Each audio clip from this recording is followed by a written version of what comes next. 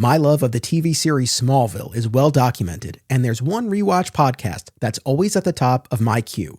Zach Moore's Always Hold On to Smallville, which continues with more great Smallville and Superman talk now that their series rewatch has concluded. Listen wherever you get podcasts. If you have children and are looking for a family-friendly store, look no further than Aw Yeah Comics. Visit one of their 3 locations, Harrison, New York, Muncie, Indiana, or Skokie, Illinois, and check out awyeahcomics.com for more. Their name says exactly how they feel about it. Aw yeah! Whether you're an independent filmmaker or you just love movies, don't miss these New Jersey film festivals. Brightside Tavern in Jersey City, Hang On to Your Shorts in Asbury Park, and Round Reel in Bloomfield. Submission information for filmmakers can be found at filmfreeway.com. Fat Moose Comics, established in 1982, is New Jersey's best and oldest comic book store. Moose has that rare old-school comic shop feel and camaraderie, yet also remains a welcoming space for new fans. Visit them in Whippany or reach out via the Fat Moose Comics Facebook page. Ever wonder what would happen if a person who knew barely anything about comics decided to absorb hundreds of Superman stories? Robbo is that kind of person, and that's exactly what he's doing on a new show called This Podcast Will Never Die. Listen and subscribe today. Single Bound is a new podcast hosted by married couple Amy and Logan as they review single issues of comics. And if the title makes you think of Superman, you're not alone, as the Man of Steel is a regular topic of discussion. Listen and subscribe to Single Bound on Spotify and YouTube.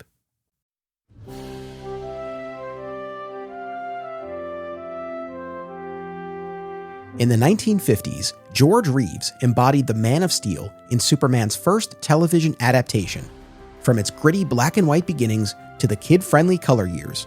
To this day, an entire generation reveres George as their Superman, while for others, the show remains an overlooked, underrated chapter in the character's history.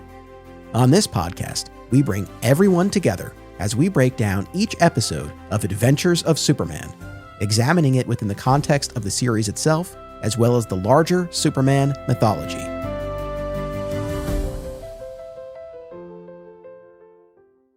Welcome to another exciting episode in the Adventures of Superman. I'm your host, Anthony Desiato. Joining me to discuss Season 4, Episode 13, The Jolly Roger, is returning guest, Rich Roney. Welcome back. Season finale. Season finale, and I was with you on the 2 prior. Okay, so in The Jolly Roger, while photographing an island scheduled for shelling by the U.S. Navy, Clark, Lois, and Jimmy are taken captive by pirates. This aired on June 16th, 1956, written by David Chandler, directed by Phil Ford, and our guest cast includes Leonard Moody as Captain Blood. He, of course, was in The Ghost for Scotland Yard. We saw him more recently in The Magic Necklace as the archaeologist. Previous guest Dan Greenfield is a huge fan of Leonard Moody, so I always think of him when he pops up. We also have the 3 cousins who were in the Dagger Island episode are all back in this episode. Yeah, Myron Healy is Captain Mudd here. Ray Montgomery is Riffles. And Dean Cromer is Tyler. Get out! So those 3 guys from Dagger Island are back. And also, it's the same island set as well. So I feel like with that set and cast, they really got as much as they could. They got a lot of mileage out of that set. Yeah. And I guess the actors, now that these guys were so frugal and so expense conscious, if they had the 3 cousins from Dagger Island, and incidentally, I didn't watch that. That wasn't on, so I'm doing this. Yeah, you were not responsible for that one. Yeah. But if I guess if they're using the exact same set and they were so expense conscious and so frugal and tight with the money, they probably figured, you know what? We're going to use these 3 actors. Yeah, for sure. And then Pierre Watkin as the Admiral, who was Perry White in the Kirk Allen serial. Really? Yeah. Huh. So a nice connection point there. All right. Overall impressions of the Jolly Roger. What'd you make of this one? I didn't care for it. I mean, it was many of these I've seen new insight or new perspective or new connection points. This was hard to get through. For me, this was hard to get through.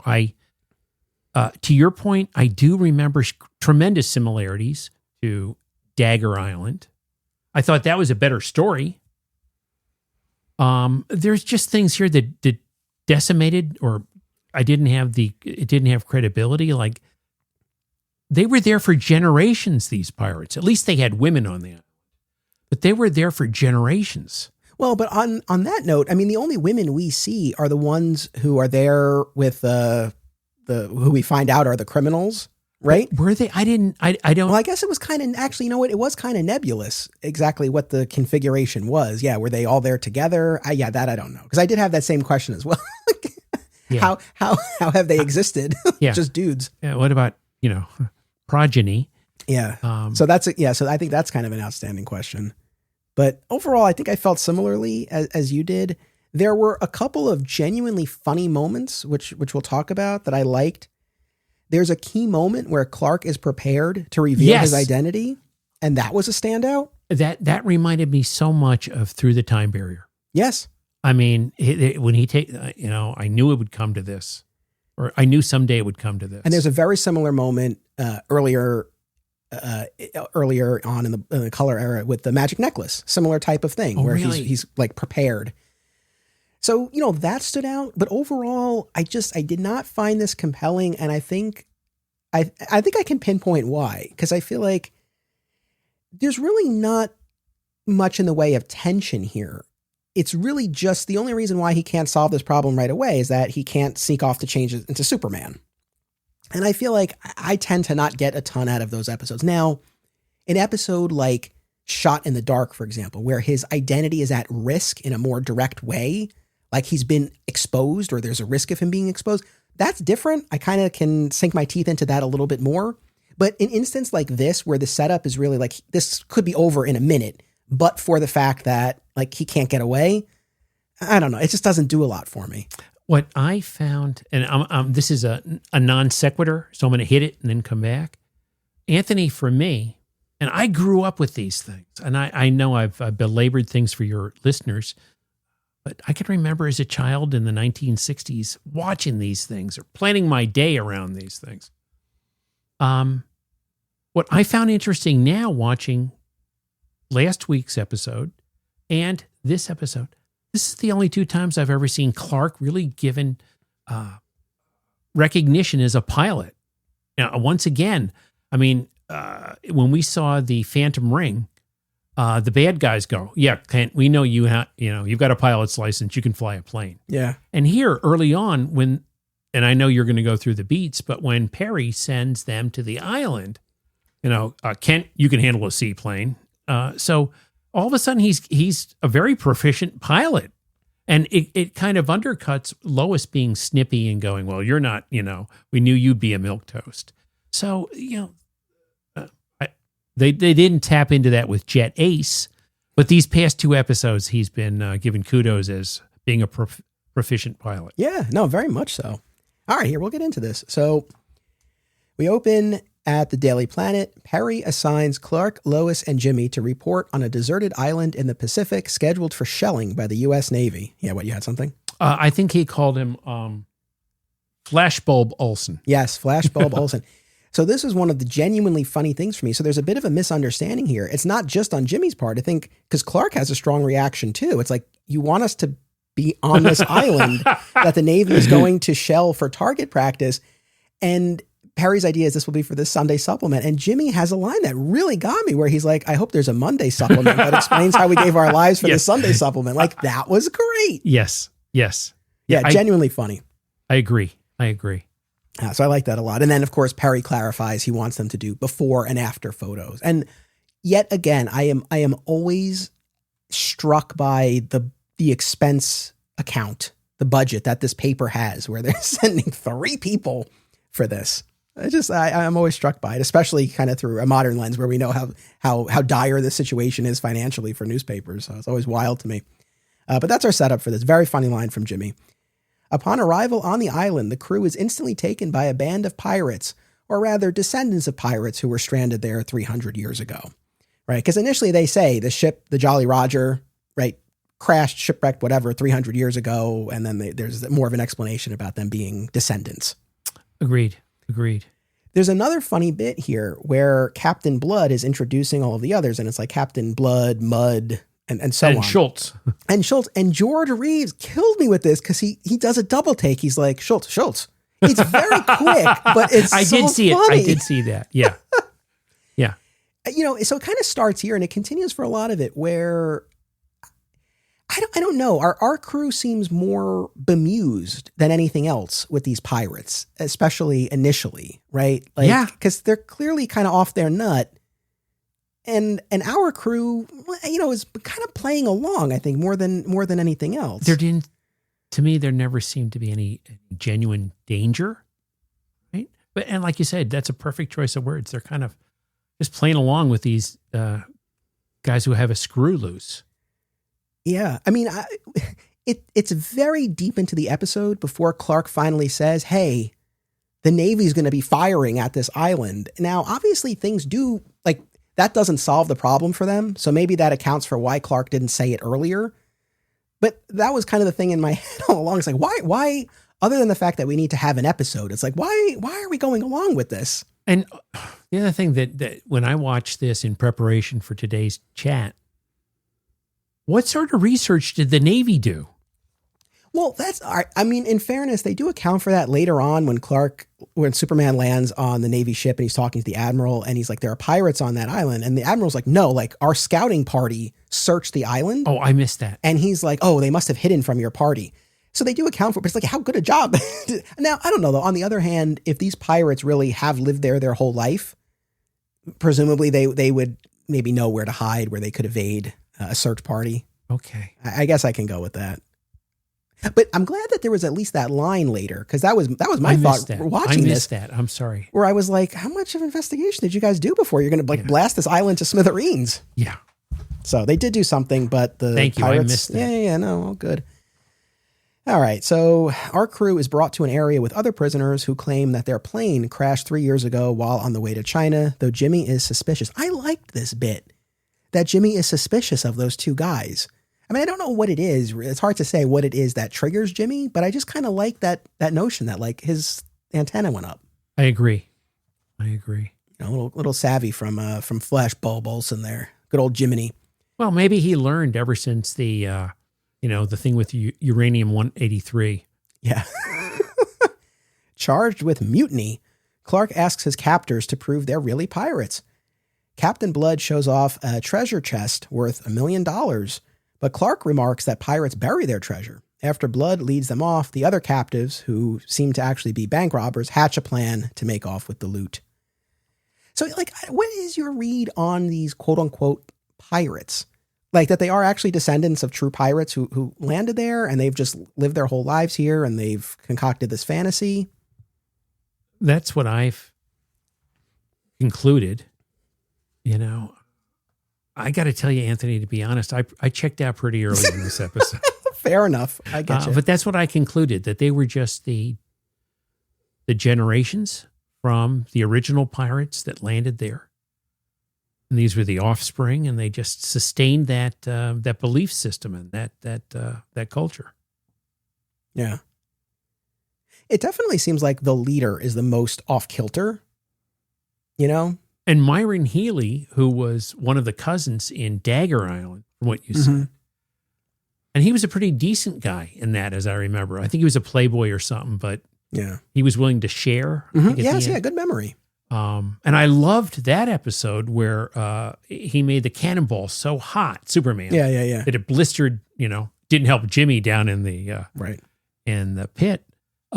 This didn't have that drama. I mean, I'm bouncing all over the place. The only thing I liked about this was the special effects at the end, where the Navy was shelling and Superman had such super speed and invulnerability that he was preventing the shells from hitting. I liked that. That played to the child. Yeah. Superman in costume doing super things. Yeah, it was obviously, as always, right? They're limited in what they're able to do special effect wise. Nevertheless, it was cool to have him do something different while flying than we normally see. In virtually every other episode, right? He's just flying from point A to point B, with limited exceptions along the way. I mean, you could this was very primitive, but they did the best they could. The human bomb where Jimmy falls and we see the catch right? But like any instance where he's doing something, or when he lands on a plane, like something. There was some, I forget what it was. I do forget. Maybe it was the mine machine. He's lifting a plane in flight and his hair is being, the wind's pushing it all over the place. So he didn't have that neatly combed hair. Yeah. There was one. And then the Panic in the Sky. There was different aspects of flying. So this was interesting, I think, when he was preventing the shells from descending or hitting the island. You know, the other thing, this is more big picture. Why is this called the Jolly Roger? I mean, I know that was the name of the ship that allegedly crashed, but it's like, based on the title, you would think this is going to be an episode like on a pirate ship.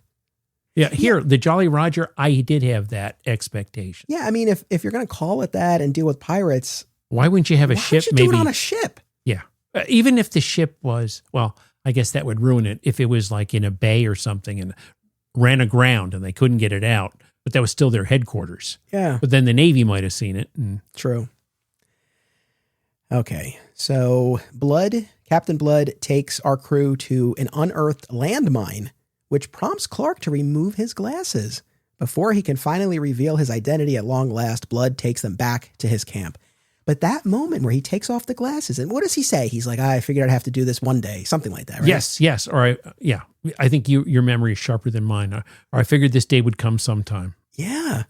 I mean, and what's funny too is, and this is far from the first time, but like Lois and Jimmy see him without his glasses. They don't recognize Superman. But I never have a problem with that. I've said this many times. I'll continue to say it in defense of the show. It's right. If the glasses are the only thing preventing them from putting two and two together, I do think this kind of falls apart. But it's an aspect. It's an element of the larger disguise. So yeah, they might occasionally see him without the glasses, and it doesn't shatter the entire thing instantly. So I'm okay. I'm okay with that. Yeah, you and I have reconciled ourselves to that, especially going back to the Panic in the Sky. When you had to get over it with Panic in the Sky. Yeah. But this reminded me so much of Through the Time Barrier, when it was almost the same posture, same stance. You know, he was prepared to sacrifice his identity to save them, or take like 12 people to Superman Mountain. Yeah, exactly. There was no middle ground. Well, this will be the satellite island location, right? He'll have two villages, one in the mountains. One for you people at like frigid cold weather, yep, and then high altitude. Yeah, exactly. And the other, a Caribbean type setting. Yeah. Well, Lois, Jim, now that I've told you, get comfortable. The other thing that was fascinating is they definitely got mileage out of Clark in that safari jacket, right? I'm just glad he wasn't in his suit. I'm glad he was actually in proper attire. Yeah, what was the thing we saw with the wolf episode? Ghost Wolf. Ghost Wolf, where he suit. Yeah. I was. At least they gave him a safari jacket and Dagger Island in this one. I think this is the moment where Lois gets a dig in there about something about him having some man in him, right? Isn't it in this moment? I feel like there's some dig from Lois to Clark at this point. When it seems like he's going to step up and do something, and she has some kind of dig, which, like we always say, I feel like it's hard to square that kind of commentary with how Clark behaves and the way people regard him generally. But we go along with it. But again, Clark doesn't have to go forward with revealing himself. Blood takes them back to the camp, where Clark finally tells them about the impending shelling, and Blood decides to fight. And the other captives, our criminals, convince Blood to tie up the Daily Planet crew and search for fortifications. With Lois and Jim blindfolded, Clark escapes, changes to Superman, throws the landmine into the water, and makes a plea to the Navy Admiral to hold off on the shelling. However, the Admiral is skeptical and demands evidence that pirates are on the island. Now, I say to myself, well, a couple of things. Number one, in fairness to the Admiral, they did send out a search party and scout the island, so he thinks it's clear. And I suppose it is a bit unusual for there to be pirates. However, number one, this is Superman, and we're so deep into the series. Like season 1, we talked about this a lot. A lot of times it'd be like, who are you? Right? He's an urban. But we're deep into the series now. They know Superman, so I feel like they would trust him. But also, why the hell not say, oh, there are also 3 Daily Planet reporters there? I didn't think about that. It's all about it's like there's other civilians. If pirates are too hard to believe, It's like, no, there are 3 reporters from the Daily Planet. They're stuck there. Maybe that wouldn't have swayed the admiral, but I feel like it would have made a more compelling case. I think that, I mean, if even to your point, I didn't process all this. I mean, candidly, when I saw Captain Blood and crew, I checked out. They were over the That was top. early on. Yeah, they were over the top, right? Schultz got more play. The writers must have had fun. Yeah. Schultz? Yeah. And like you said, he did do a double take. I mean, if Clark had told or Superman had told a white lie and said, hey, look, Admiral, you need to hold off. There's some reporters from the Daily Planet. Their plane is disabled. They can't get off. If he had just left it to that, it would have had more credibility. But to pin it all on pirates that are 300, been there for 300 years after the Navy search party, Superman should have some credibility. Yeah. It's like, and I know we needed to prolong this. Like, I get it, but it just, I don't know. It didn't really track for me. Superman returns, directs Jim to take a photo of the pirates, then uses his X-ray vision to develop the negative, which I thought that was cool. On his way back to the ships, to your point earlier, he flies back and forth, exploding the shells before they can hit the island. Actually, so like, what do we think happened there? Like, they just started firing before he got back with the evidence. They just jumped the gun. That's literally exactly what, yeah. Or he, by the time he developed it with his X-ray vision, it had already hit the deadline to start the shelling. Maybe they were on some sort of schedule. And then he got back, or the shelling started, he had to protect the people. And this was a thing back in the day, right? Like shelling a deserted island for target practice? I don't know if you would come across, I did just a kind of a cursory search. I believe it, but that's wild. I mean, you think about like the environmental. Yeah, I guess they weren't too worried. I guess it would, I'm now that you bring it up, I'm applying it to like some of the Mercury space program thing, that we're doing certain things to test our technology or test the precision of our filing, the capabilities of our weapons. Yeah. All right. So Superman saves them. Back home, Perry refuses to print what he calls balderdash. So despite the fact that he seemingly believes them, presumably there's photographic evidence. It's like, all right, I don't know, that's fine, but yeah. All the weird stuff that they've been through, and that's the funny through the thing. time barrier. Perry comes back in his red long johns, and animal stuff on him. The other thing, wouldn't it be a better story? How are these people going to assimilate into? They've been gone for 300 years in a closed society. Are you going to let them assimilate back, or did they just stay on the island? Well, I guess no, you can't, because it gets shelled. Yeah, I guess. Well, I don't know what happened at that. Maybe he stopped that initial round of shelling. They evacuated, and then the Navy proceeded.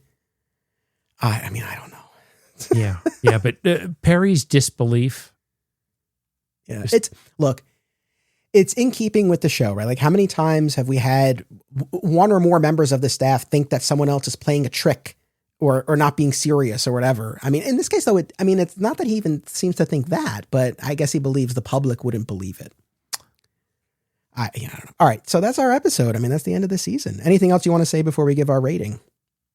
No. All right, on a scale of 1 to 5, Great Caesar's Ghosts. 1. I'm only going to go 1.5 because of those moments that genuinely made me laugh, and that counts for something. So I'm going to go 1.5. But yeah, this was far from my favorite. Same here. And especially on the heels of Dagger Island. I think that's the other problem too. Like, it's just, the setting, the attire, the actors, it's like too close. The proximity in being telecast. I mean, Anthony, I got to say, using our sensibilities of today,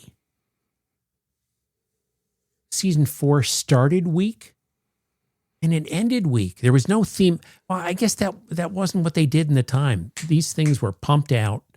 Look, as a child, like I've said this before to your listeners, I can remember being a child and our TV broke and we had no TV for 3 or 4 weeks until it could be repaired. That's what everyone did. And I can remember being a child and being bored But when we had no TV, my dad would listen to the radio and my mom read the newspaper or read a book. So these things must have been produced and there was no continuity, because if you didn't catch it, yeah, you were at the mercy of, are you going to get on a rerun? Who knows? All right. So like we said, we're halfway through the color episodes. I mean, and you've joined me for a substantial number of these color ones so far, as you'll continue to do for seasons 5 and 6. And I know you said these were a lot of the ones that you watched as a kid, that it seems like the station manager, those were the ones they programmed. I mean, I guess halfway through the color era, how are you feeling at this point about these episodes overall? I'm having a tremendously good time with these discussions. I'm also looking at it through the lens of 60 years has elapsed between originally watching them and I'm 69 now, right? But seeing it, I have a tremendously greater appreciation for George Reeves. My appreciation. In certain episodes, man, he is just so on target. And it must have been demoralizing to him to, put on all the padding and do some of this stuff. He seemed like a real wonderful guy. Yeah. Just the other night, I was channel surfing and they had From Here to Eternity on. And he was in there in an uncredited bit part, but there were scenes with him talking with all the other sergeants, with Burt Lancaster, with Frank Sinatra. He held his own. So I do feel kind of sad that guy never got the opportunity. While this was the epitome of what he was recognized for, he could never break away from it. Yeah. Yeah. I mean, I'll say for myself, I truly have enjoyed the discussions with yourself and the other guests who have come through. And I'm really grateful to all of you guys because I mean, I won't lie, not having a break, right? Because guests are popping in and out. I mean, you've done the most substantial number of these, but I'm doing all of them. And, sometimes these color episodes do wear on me a little bit. And it's the sort of thing, if only the color episodes existed of Adventures of Superman, I don't know that I'd be doing this podcast. But those black and white seasons, it garnered such goodwill for myself, as I imagine they did for the overall Adventures of Superman fandom. And that's sustaining me through a lot of these. And there are some high points along the way. There are some episodes that we've talked about that I think kind of hold their own against the black and white episodes. There are others that are so firmly color episodes, but they're funny, entertaining in their own way. And then there's a lot of them that are really kind of just sort of middle of the road episodes that I kind of only get so much out of in terms of my viewing and prepping for. But like I said, the discussions are really always a lot of fun. And I really can't stress enough how much that really is sustaining me. I agree.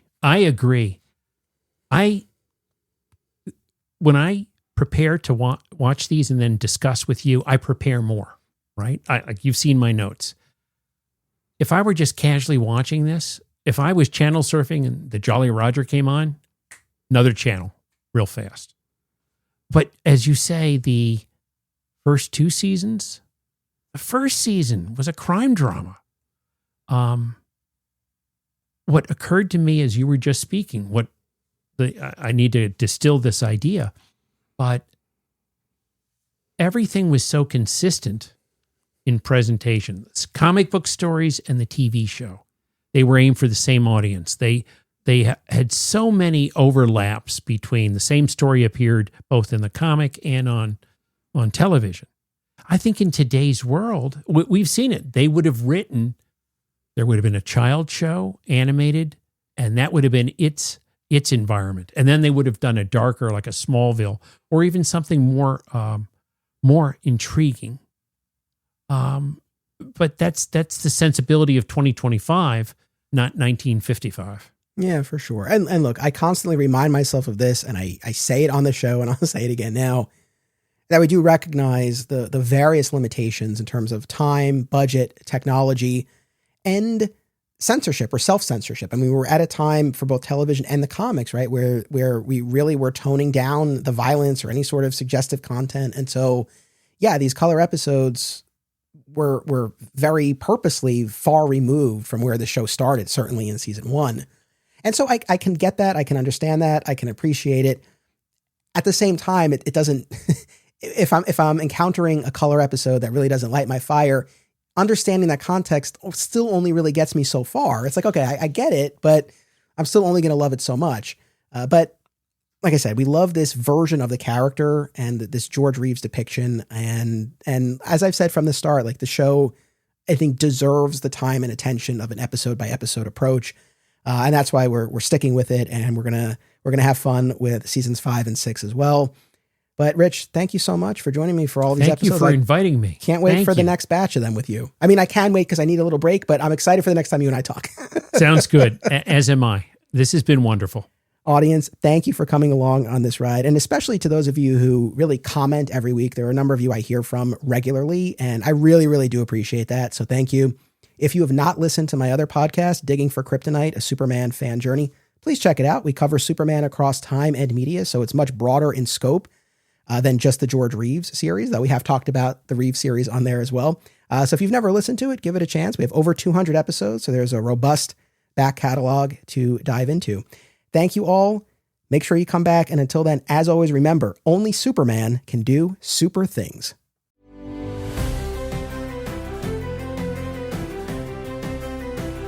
This podcast is an affiliate of BCW Supplies. The next time you need to restock on comic book bags, boards, boxes, and more, be sure to use promo code FSP to save 10% on your order. That's FSP for Flat Squirrel Productions. It helps support the show too. Thank you.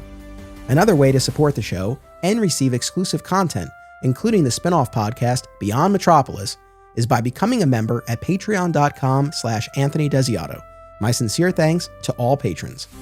Please subscribe, rate, and review today via your podcast platform of choice, and continue the conversation by joining us on social media. Flat Squirrel Podcasts is also home to Digging for Kryptonite, a Superman fan journey, a long-running weekly series mining Superman's vast mythology across time and media. Subscribe today. Another exciting episode is a Flat Squirrel production. Key art by Greg Schiegel and theme music by Dan Pritchard.